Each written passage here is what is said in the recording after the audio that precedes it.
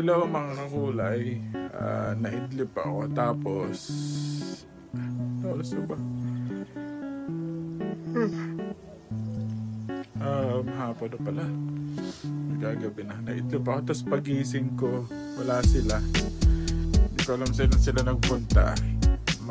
Hindi ako ginising, hindi nila ako sinama, so hanapin natin kung saan sila nagpunta. Hinanap ko sila sa buong bahay pero wala sila sa dining, wala sila sa contents room, wala sila sa kitchen, wala sila sa bedroom, wala. So sigurado akong lumabas sila. Hanapin natin sila kung saan sila nagpunta.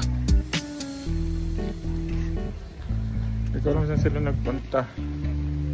Dito na ako sa kotse, alas 5:30 na ng hapon. Usually pag ganitong oras naghahanap kami ng fishbola, naghahanap kami ng kwek-kwekan o kahit anong pwede naming imerienda.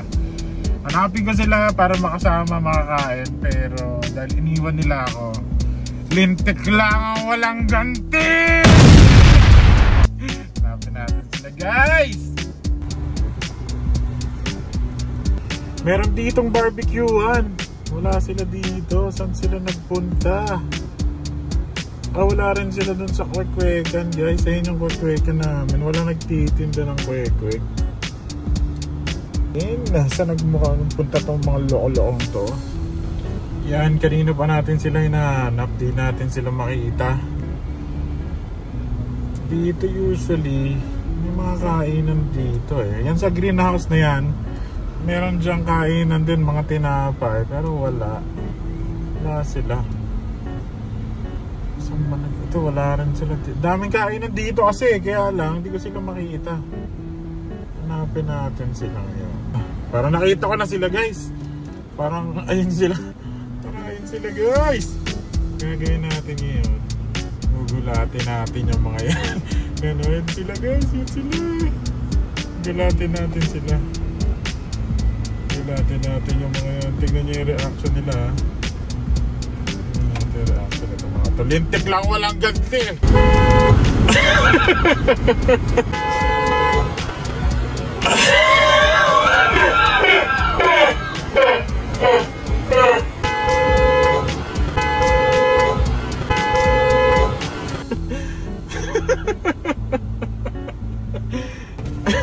Anong balita? Merienda lang eh. Labas mo sa pagkagulat. Kailangan daw bayaran. Doon ako mabangga ako. Lintik lang, walang ganti. Yan ang napapalan mga mangiiwan. Shoutout sa mga mangiiwan dyan. Dapat sa inyo ginagulat. Galit na galit.